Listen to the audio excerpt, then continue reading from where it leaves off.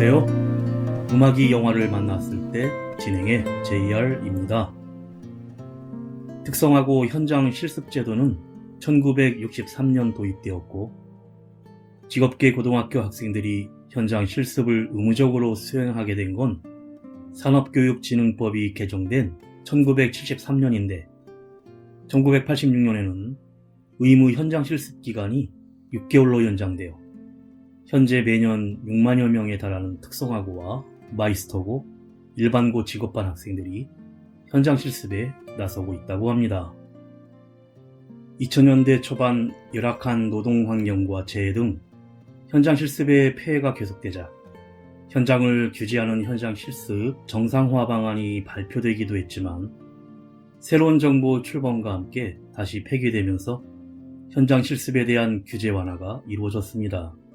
특히 특성화고 취업률 목표를 60%로 상향하고 취업률에 따라 학교 지원금 차등화, 목표 달성 미달 시 학교 통폐합 등으로 압박함에 따라 특성화고의 현장 실습은 더 강화되었습니다. 하지만 노동 환경은 여전히 개선되지 않았고 과연 누구를 위한 현장 실습인가를 다시 한번 생각해야 합니다. 개선되지 않는 노동 환경, 현장 실습이라는 미명하에 이루어지는 불공정한 노동, 현장 실습을 통해 취업에 대해 얼마나 보장받을 수 있는지, 또 위험한 작업 환경, 낮은 임금, 부당한 대우 등 우리 사회에 산적한 노동 문제가 만연한데 취업을 보장받기 위한 과정 중 하나로 현장 실습을 계속 가져가야 하는 것인지 정말 최선인지 고민해야 합니다. 지난 5월 1일 근로자의 날을 맞이하여 현장 실습을 무조건 폐지하기보다 이 현장 실습이 무엇이 잘못되었고 무엇이 개선되어야 하는지를 다시 한번 생각하고 이를 고치기 위한 사회 전반적인 합의가 늦었지만 꼭 필요한 때인 것 같습니다.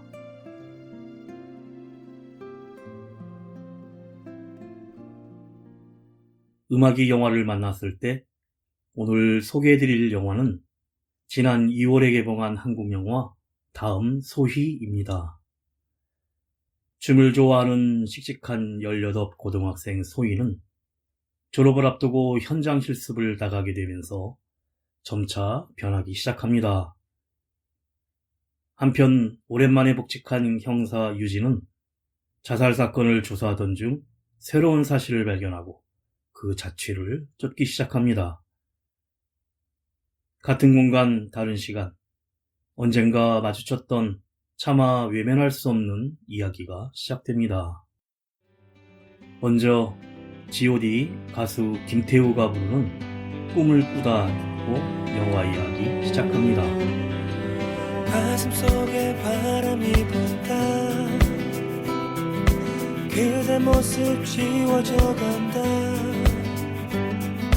후회란 꿈을 꾸면서 너를 그리며 난 지금 여기 서 있다. 하루를 버틴 건 사랑했단 그 말 때문에 한 달을 버틴 건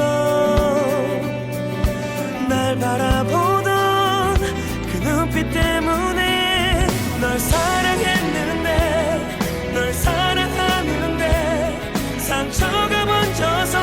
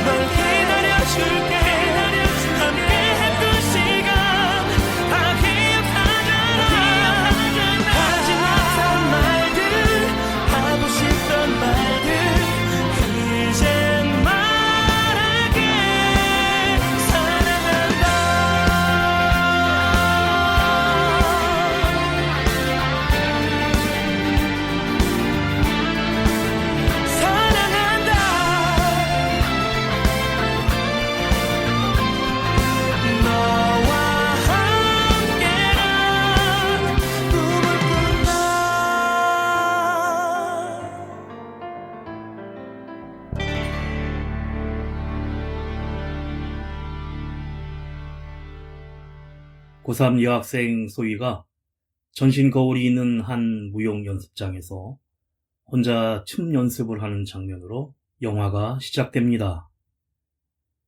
동작이 영 잘 이루어지지 않은지 열심히 땀을 흘리며 반복 동작을 하며 휴대폰으로 찍어서 살펴보는데 얼마가 지나 연습장 문을 나서서 골목길을 빠져나가자 같은 반 친구 준이가 기다리고 있습니다. 근처 식당에서 맛있는 저녁을 먹으며 준이가 먹방 BJ를 하고 라이브 방송을 시작하는데 옆자리의 청년들이 그 모습을 보고 별풍선 운운하며 놀리자 소희는 참지 못하고 다가가 항의를 하면서 시비가 붙습니다. 얼마 후 완주생명과학고 애완동물관리과 소희는 교실에서 펫 패션 제작을 하는데 담임 선생님이 호출로 면담을 합니다. 우리 학교도 대기업에 취업을 보내게 됐다고 좋아하며 한국통신 S 플러스 하청업체인 휴먼앤넷이란 이름만 다른 직영회사의 현장 실습 서약서에 사인을 하라고 합니다. 소희는 실습 취직의 기쁨에 정장을 입고는 공장에 취업해 일하고 있는 춤 동아리 1년 선배 남친 태준을 찾아가 공장 마당에서 같이 춤을 추면서 이제 사무직 여직원이라며 축하를 나눕니다. 다음날 실습회사인 한국통신 S+로 다른 학교 학생 2명과 출근한 소희는 고객센터 이준호 팀장의 환영과 안내를 받고는 이지은이란 선배의 자리에서 업무 실습을 하기 시작합니다.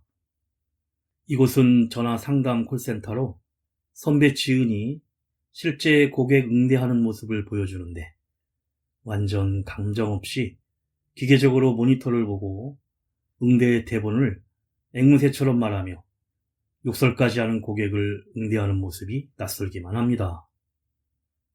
며칠 후 실제 업무를 하게 된 소희의 첫날, 센터장과 화상으로 전체 회의를 하는데 다른 센터보다 실적이 적다면서 업무 실적을 독려하고 소희는 자리에 앉아 드디어 첫 고객을 상대합니다. 팀장이 옆에 같이 앉아 코치를 하며 응대를 하는데 대본대로 하다가 상대 고객이 짜증을 내고 욕설을 퍼부으며 끊어버리자 너무 놀란 소희는 눈물을 글썽거립니다. 팀장은 첫 실전을 제대로 했다면서 앞으로 적응하면 잘 해낼 수 있을 것이라고 격려해 줍니다. 가수 왁스가 부릅니다. 날 떠난 이유.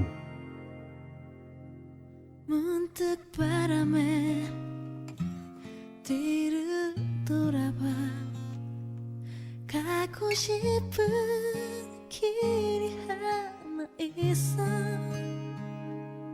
모를 일이야 이런 나에만 잊고 살아야만 할 길인데 차마 너에겐 갈 수가 없어 삶은 내게 용기 주지 않아 알고 싶어서 나를 떠난 이유 사랑은 늘 이별 뒤 아쉬워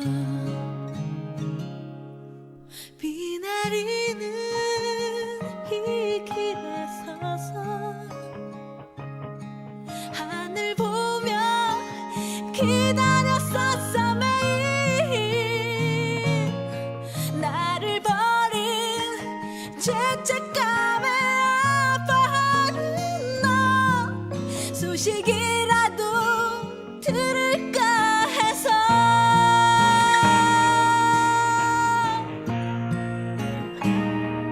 사랑 때문에 친구를 버렸어 내게 있는 모두를 버려야 했어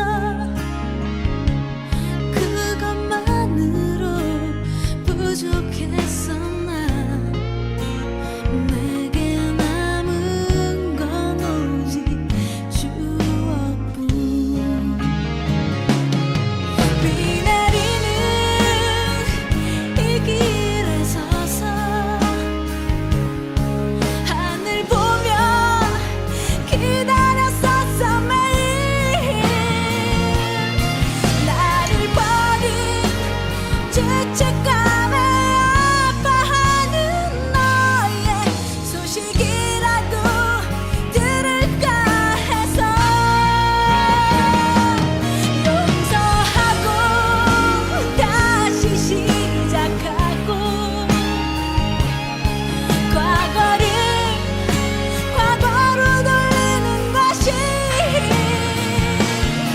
사랑하기에 겪어야 할 고통이라면 기쁨으로 나 살아갈 텐데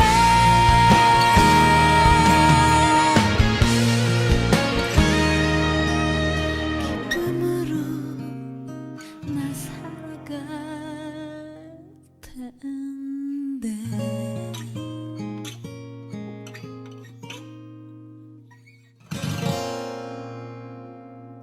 콜센터 업무에 어느 정도 익숙해지던 어느 날 점심시간에 담임 선생님이 회사로 찾아와 만나는데 실습 현장 확인서에 사인을 해달라며 맨 뒷장에 서명만 하라고 합니다. 소희는 일이 너무 힘들고 자존심 상해 힘들다고 농담 반 진담 반으로 하소연을 하지만 선생님은 사회생활이 다 그렇다며 얼마 전 실습 보낸 애들이 돌아와서 취업률 꼴찌하게 됐다고 소희의 얘기는 귓등으로 듣습니다. 그런데 담임은 손해지도 결과 보고서 모든 항목에 상으로 체크하며 소희는 사고치지 말고 버티라고 신신당부를 하고 떠납니다.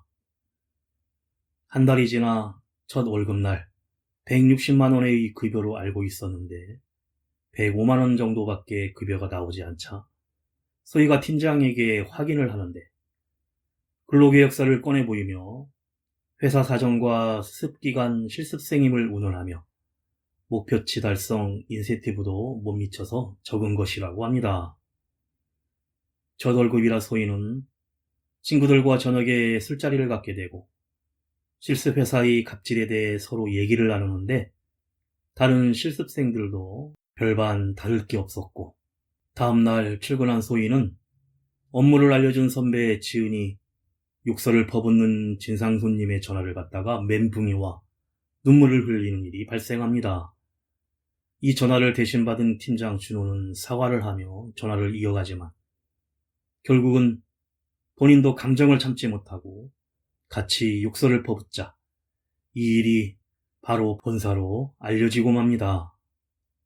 센터장이 쫓아와 이지은이 누구냐며 난리를 치는데 진상 고객이 본사며 방통위며 난리를 쳤다면서 직접 찾아가 사과하고 못 막으면 모두 끝나는 것이라고 소리를 버럭버럭 지릅니다. 결국 선배 지은은 퇴사를 하고 이런 상황에 힘들어하던 소희는 1년 선배 남친 태준을 찾아가는데 그런데 태준은 머리를 빡빡 민 상태에서 공장에서 구박을 받고 있었고 그 모습에 소희는 그냥 발길을 돌리고 맙니다. 아이돌 음악 그룹 노을이 부릅니다. 그리워 그리워.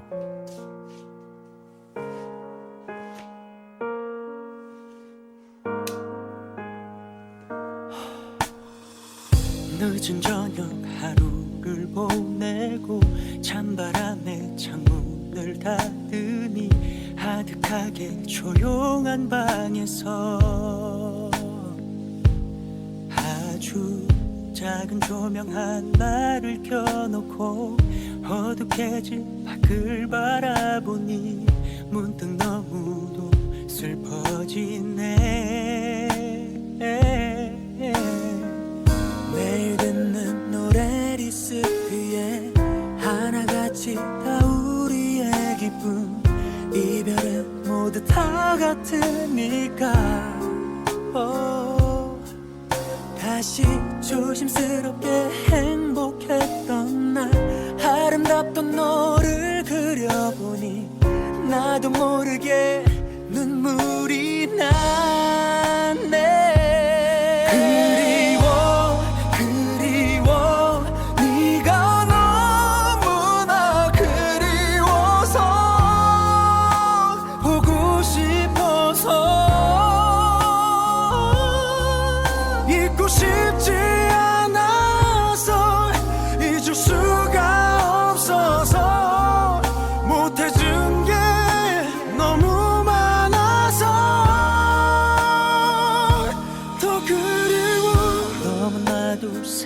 사랑했었기에 아름답게 우리 내어졌어.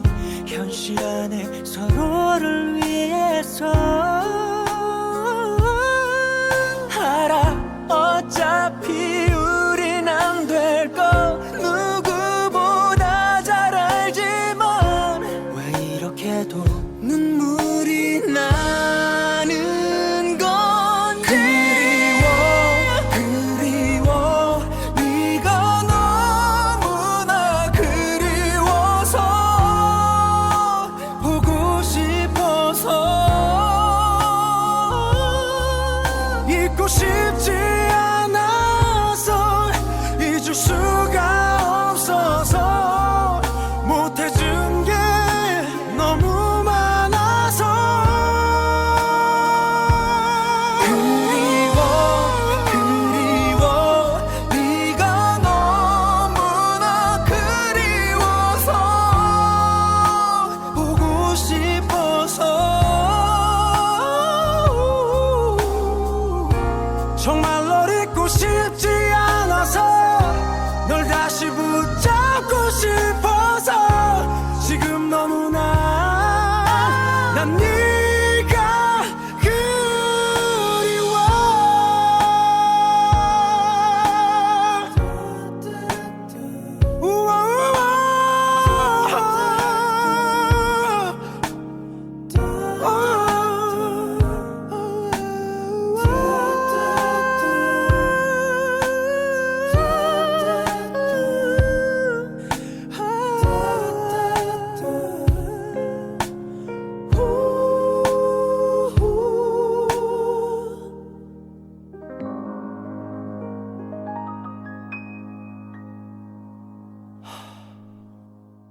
마음을 다잡고 다시 콜센터에서 야근 시간에 전화를 받는 소희는 퇴근 시간이 지나고 계속 카톡이 울리는데 전화 상대가 자꾸 음흉하게 통화를 질질 끄면서 치근덕거리자 화를 참지 못해 욕을 하고 맙니다. 팀장이 이어받아 수습을 하며 소희에게 그냥 재수없게 걸린 거니까 할 수 없다며 약속이 있으면 어서 퇴근하라고 힘이 빠진 모습으로 책상에 가만히 혼자 앉아있자 팀장을 남기고 퇴근을 합니다. 소희는 친구들과 약속에 늦어 춤 동아리 연습실로 향하는데 언니들이 반갑게 맞이하며 오랜만에 같이 춤을 추자고 하지만 그동안 연습을 못해 잊었다며 구경만 하다가 나오고 그곳에서 연습하던 신입 회원인 오유진을 잠깐 스치듯 만납니다. 그런데 지하 계단을 올라 밖에 나오자 흰눈이 펑펑 내리고 있었고 다음날 일찍 눈을 밟으며 출근하던 소희는 회사 주차장 차 안에서 연탄을 피우고 자살한 이준호 팀장을 발견하고 놀라 충격에 입을 다물지 못하는데 회사에는 본사에서 출동한 시큐리티 팀이 들이닥쳐 팀장의 책상을 뒤져 압수해가는 소동이 벌어집니다. 그리고 이보람 팀장이란 여자가 새로 왔는데 지금 콜이 적체되어 있다며 빨리 전화를 받으라고 독려를 하자 콜 직원들은 모두 자리에 앉아 앵무새처럼 전화 응대를 다시 시작하고 그 소리가 점점 귀에 크게 들리며 소희는 귀를 막고 괴로워합니다. 소희는 학생복을 입고 팀장 준호의 빈소에 찾아가 문상을 하는데 콜센터에서는 소희가 유일하게 찾아왔다면서 팀장의 부인이 오열을 합니다.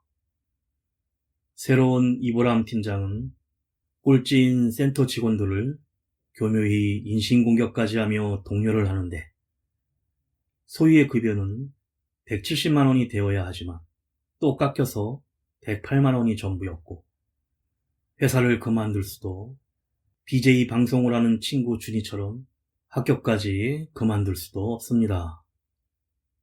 얼마 후 팀장 보람은 소희에게 자살한 전 팀장이 유서로 남긴 콜센터의 내부 고발 내용에 대해 사실이 아니라는 각서를 쓰라는 동요를 받는데 사실 소희만 아직 제출하지 않았었고 이젠 모든 것에 체념한 듯 제일 마지막으로 소희가 서류에 사인을 하자 본사 직원이 대가로 돈 봉투를 책상에 놓고 갑니다. 가수 권진아가 부릅니다. 진심이었던 사람만 바보가 돼.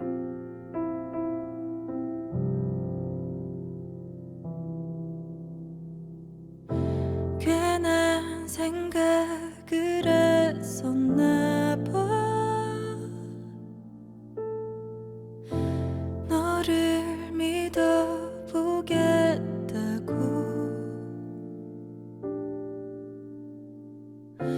잘 알았어 너의 마음을 이제서야 안겨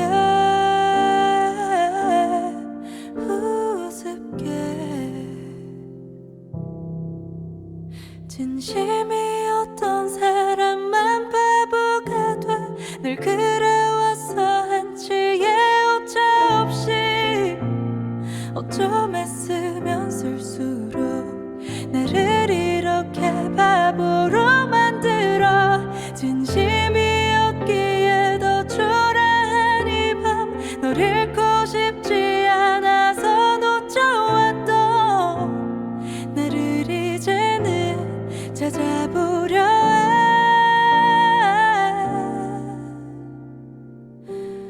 널 놓아줄게.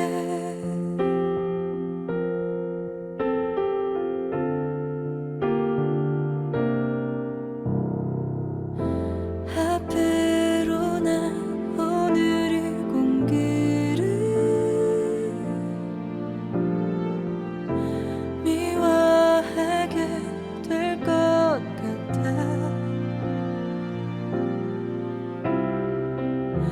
내가 끔찍하게 작아졌던 오늘 밤을 떠올리게 될 테니까. 진심이었던 사람만 바보가 돼. 늘 그래왔어 한치의 오차 없이. 어쩜 애쓰면 쓸수록 나를 이렇게 바보로 만들어. 진심이었기에 더 초라한 이 밤 널 잃고 싶지 않아서 놓쳐왔던 나를 이제는 찾아보려 해. 널 믿었는데 같은 꿈을 꾸고 있다 믿었는데. 우리가 함께 보낸 시간들 이젠 다 잊어야만 해.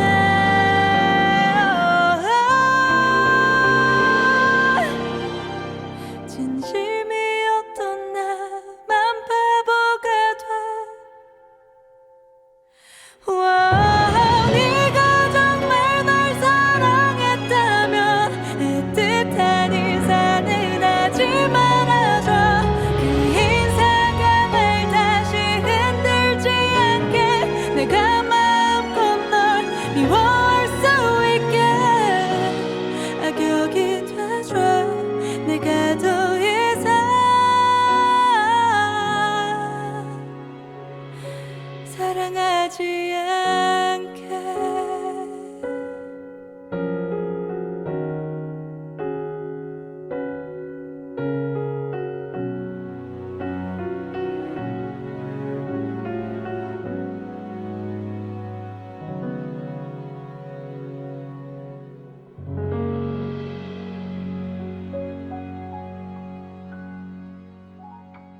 이젠 소희는 다른 콜센터 직원처럼 점점 인센티브를 받기 위해 콜 대응으로 해지를 방지했던 성공 사례를 자랑까지 하게 되는데, 아들의 죽음으로 인터넷을 해지해달라며 울먹이는 고객에게 냉정하게 해지를 지연시키며 새 상품 소개까지 하는 사람이 되어 인센티브를 포함 350만 원의 급여를 달성합니다. 그러나 월급날 팀장이 실습생은 그만둘 수가 있어 인센티브 180만 원은 몇 달 후에나 줄 것이니 저금이라 생각하라며 억지를 부립니다. 급여를 계산하는 분명한 근거도 모른 채 회사에서 지급하는 대로 받고 있었는데 이런 회사에 대항하듯 다음날 소희는 해지 요청 고객에 대해 그대로 처리를 해주자 모니터에 팀장의 알람이 날라오고 자리로 쫓아온 팀장의 막말에 소희는 고객이 원하는 대로 처리해주는 게 고객센터 아니냐며 말싸움을 합니다. 소희는 실습생을 데려다가 싼값에 이용해 먹는 실태에 항의하다 팀장에게 주먹다짐까지 하게 되면서 징계로 무급휴직 3일을 받는데 엄마에겐 휴가라고 해 엄마는 대기업은 역시 다르다고 오히려 좋아합니다. 소희는 친구 준이와 노래방에서 노래로 술로 스트레스를 풀며 마음을 다스려 보지만 골목길 담벼락에 기대어 준이와 앉아 잠이 들다가 그만 손목을 긋고 피를 흘리자 응급실로 바로 옮겨서 다행히 무사합니다. 소희는 집으로 돌아가는 아빠의 차 안에서 엄마 여기서 그만두면 안 될까라고 중얼거리지만 아무도 알아듣지 못합니다. 다음날 학교 담임을 만나는데 소희에게 후배들의 취업까지 못하게 됐고 사회생활이 다 그렇다며 눈물을 흘리고 상처받은 마음에 괴로워하는 소희를 품어주지 못하고 오히려 소희를 믿는다며 다시 출근해 잘하라고 합니다. 출근 전날 같은 반 친구 동호와 준이를 만난 소희는 술 한잔을 하다가 공장으로 일찍 가야 한다는 동호를 버스 정류장에서 보내고 남친 태준이 데리러 온다며 혼자 도로를 걸어가면서 태준에게 연락을 하는데 잡음으로 통화가 어렵습니다. 슈퍼에 혼자 들어가 맥주를 한 잔 마시던 소희는 살짝 열린 가게 문틈 사이로 들어온 햇빛이 신고 있는 슬리퍼 발 위로 비추자 그 빛을 따라 슈퍼 문을 나섭니다. 다다른 곳은 마을 저소지 언덕이었고 해가 넘어가며 물결 위에 윤술이 비춰지고 한참을 바라보던 소희는 표정 없는 얼굴로 슬리퍼를 끌고 천천히 앞으로 걸어갑니다. 가수 KCM이 부릅니다. Someday. 어느 날 그대를 만나서 사랑의 기쁨을 깨닫고 나 같은 남자도 사랑을 알게 했다오. 어느 날 그대를 만나서 사랑의 의미를 배우고 나라는 사람이 있단 걸 알게 됐다오. 어느 날 그대를 만나서 나는 사랑을 했다오. 그땐 사랑을 지우고 또 지워야 하는지 몰랐다오. 사랑이 사랑을 머금고 눈물은 태연히 흐르고 이별이 뭔지도 몰라서 난 웃었다오. 어느 날 그대를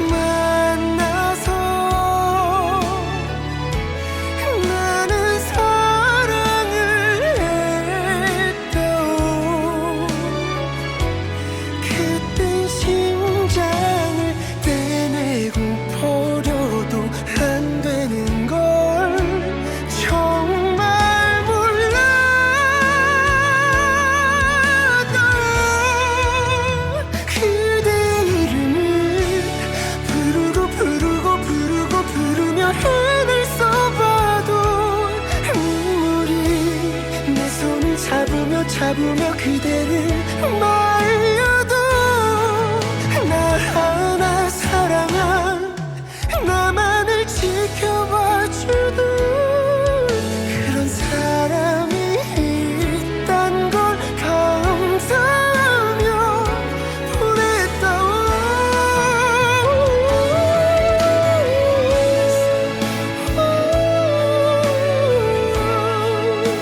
사랑의 의미를 배우고 나라는 사람이 있단 걸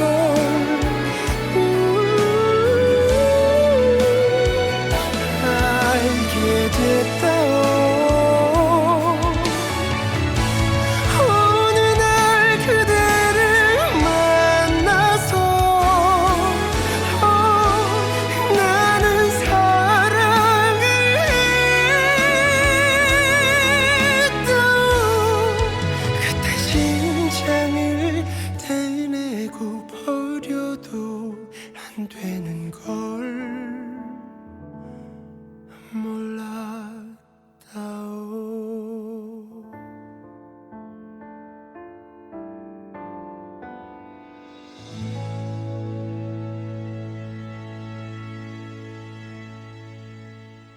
구급차와 경찰이 저수지에 출동해 물에 익사한 소희를 수습하고 연락된 소희의 부모가 얼굴을 확인하면서 자살이라는 경찰의 말에 소희 아빠는 확실하게 부검해달라고 하고 엄마는 소리를 지르며 절규를 합니다. 담당 형사 전주경찰서 형사 2팀장 오유진은 동료 형사와 함께 소희의 행적과 일기장, 컴퓨터 등을 조사를 하고 부검 결과는 자살이라는 확실한 결과가 나옵니다. 소희의 근무지인 콜센터를 찾아가 조사하던 유진은 실적 1위였던 소희가 팀장과 싸움으로 징계를 받았고 매일 야근으로 너무 힘든 상황을 알게 됐지만 자살 사건으로 마감 보고를 하려는 순간 같이 근무하던 여직원이 달려나와 콜센터의 전 팀장 이준호가 자살한 사건 이후 소희가 달라졌다면서 주차장을 가리키며 유진을 막아섭니다. 유진은 전 팀장 준호의 아내를 만나 살아남은 자신과 아이를 위해 대기업의 변호사와 싸우기 역부족이었고 명예보다 합의를 선택했다는 말에 남편의 폭로가 밝혀졌었다면 소희가 죽었을까요? 라는 유진에게 눈물을 흘리며 소희의 용서를 구합니다. 그런데 형사 유진은 춤 동아리에서 찍었던 자신의 연습 동영상을 보다가 그 연습실에 소희가 앉아있는 모습을 보고 깜짝 놀라 연습실로 찾아가 소희에 대해 알아보는데 소희가 한때 춤을 너무 좋아하는 꿈 많은 학생이었고 자신과도 살짝 만났었음을 알게 됩니다. 유진은 콜센터 팀장과 소희 자살 사건의 진실에 조금씩 다가가기 시작하는데 콜센터의 본사인 한국통신 S+의 관계자와 휴먼앤넷 콜센터는 이중계약, 근로기준법 위반, 과도한 야근, 인센티브 미지급 등에 대해 소희의 잘못이라는 말도 안 되는 핑계와 변명으로 일관합니다. 형사 유진이 알지 못했던 거대한 부조리에 의해 소희가 자살을 선택해야만 했던 상황에 울분을 토하는데 친구 준이를 만나고 학교를 찾아가 담임과 교감을 만나고 교육청 장학사를 만나면서 실습제도가 얼마나 학생들에게 부조리한 노동을 강요하고 있는지 알게 됩니다. 교육청도 학교도 예산과 학생들을 많이 받기 위해 취업률의 노예가 되어 업체들의 눈치를 보고 어디서 무슨 일을 하고 있는지 모르고 아이들을 부조리 속으로 내보낸 것입니다. 또 실습생을 받은 회사들은 값싼 급여에 부당노동과 갑질까지 해가며 쉽게 그만두고 학교로 돌아가지 못하는 학생들을 착취하고 있었던 것입니다. 가수 황시연이 부릅니다. 사랑 때문에.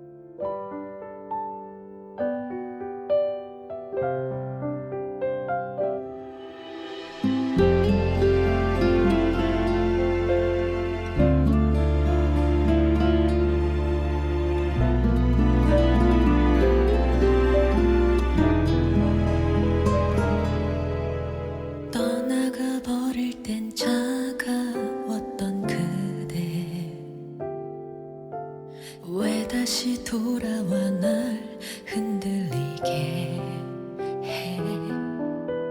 겨우겨우 지우고 버렸던 흔적인데 또다시 그대가 내민 그 손에 눈물만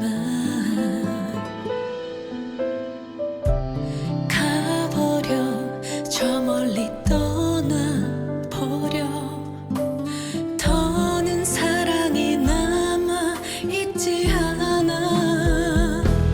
그리워서 내가 필요할 때 그대는 내 곁에 없었잖아. 미운 사람 상처가 너무 깊어서 나는 못해요. 사랑 때문에 또 아프기 싫어.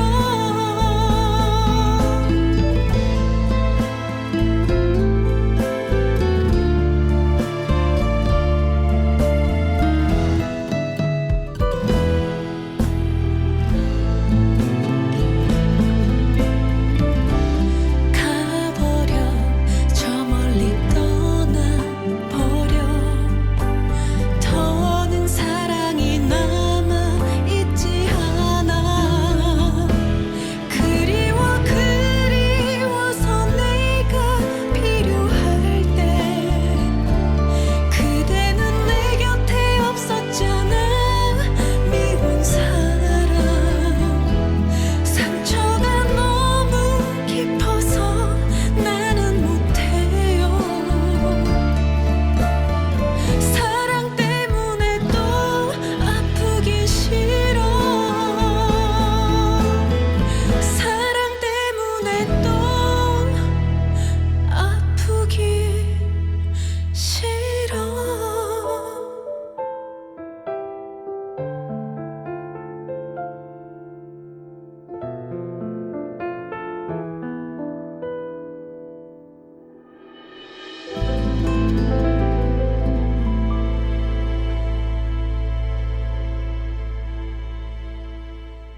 형사 유진은 형사과장이 압력을 받으며 자살 사건으로 마무리하라고 하지만 진실을 마주한 이상 분명한 근로기준법 위반과 사업재해라며 수사를 이어가는데 마지막에 같이 있었던 동호를 만나고 동호는 소희의 발이 너무 추워 보여서 택시를 태워 보내주려 했다며 눈물을 흘립니다.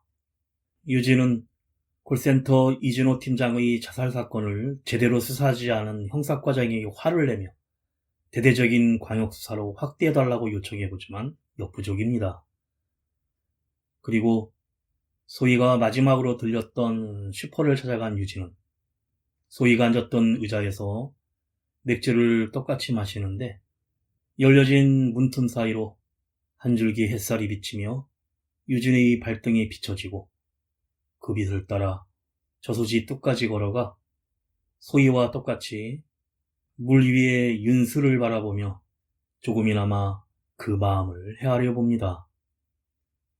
결국 유진의 사인으로 소희의 사건이 종결되는데 소희가 춤을 좋아하고 잘 추었다는 말에 이런 사실을 전혀 몰랐던 엄마는 춤추는 것을 한 번만 보았었으면 하고 오열을 합니다. 유진은 또 택배를 하고 있는 소희의 남친 태준을 만나는데 그날 바쁜 택배 물량 처리로 소희와 마지막 통화를 하지 못한 자신을 자책하자 무슨 일이 있으면 나에게 연락하라는 유진의 말에 고맙다며 눈물을 흘립니다. 그 시각 저수지 속에 있던 소희의 핸드폰이 발견되는데 모든 문자나 통화 기록, 전화번호 등이 삭제되어 있었고 오직 하나의 동영상만이 남아 있었습니다. 유진이 그 동영상을 들자 소희가 춤 동아리 연습실에서 전신 거울을 보며 잘 되지 않는 동작을 땀을 흘리며 열심히 반복 연습하는 모습이었는데 실패 끝에 결국은 어려운 동작을 연속으로 성공하자 너무나 환하고 행복한 얼굴을 지으며 기뻐하는 소희의 모습이 담겨 있습니다. 그리고 영상을 바라보는 형사 유진이 하염없이 눈물을 흘리면서 영화가 끝이 납니다.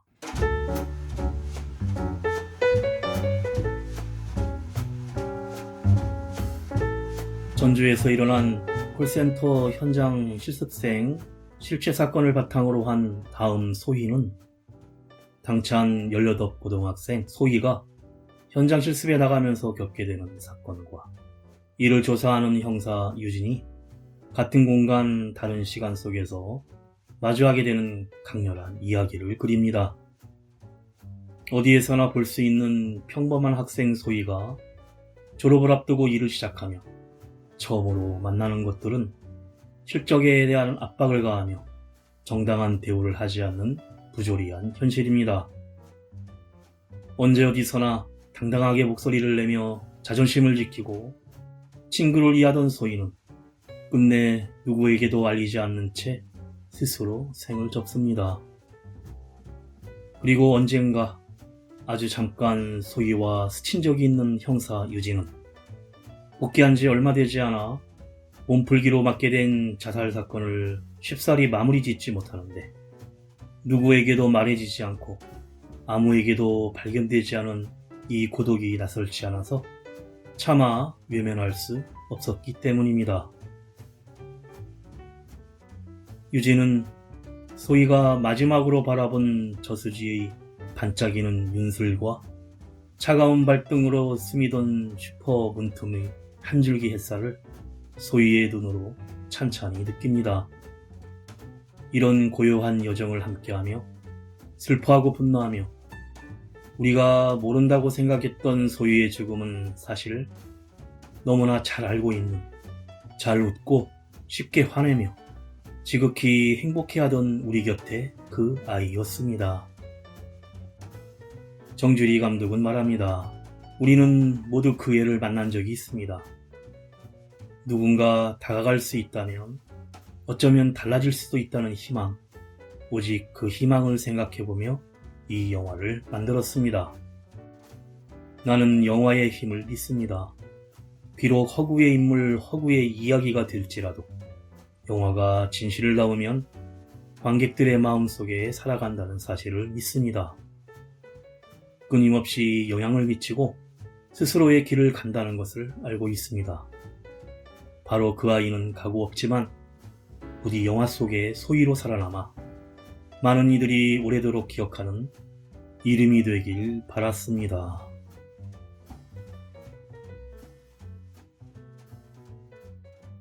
음악이 영화를 만났을 때 오늘 소개드린 한국 영화 다음 소희였는데요.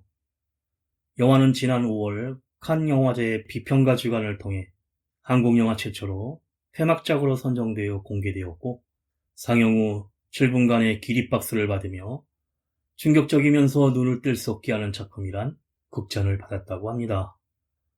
이후 북미 최대의 캐나다 판타지아 국제영화제의 폐막작으로 선정되어 감독상, 관객상 2관왕과 프랑스 아미엥 국제영화제에서 경쟁 부분에 초청되어 관객상, 장편 특별언급상, 학생 특별언급상 3관왕을 휩쓸었으며 도쿄 필맥스 영화제 심사위원 특별상, 핑야오 국제영화제 최우수 작품상 수상 등 현재까지도 눈부신 성과를 이루고 있습니다.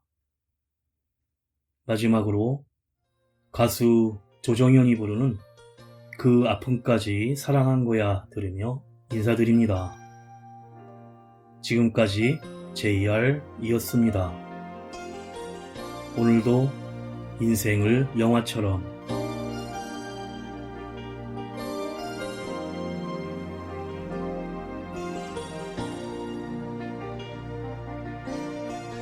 너를 처음 만난 날 소리 없이 밤새 눈은 내리고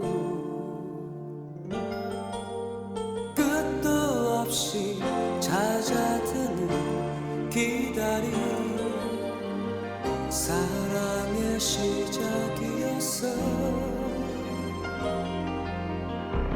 길모퉁이에 서서 눈을 맞으며 너를 기다리다가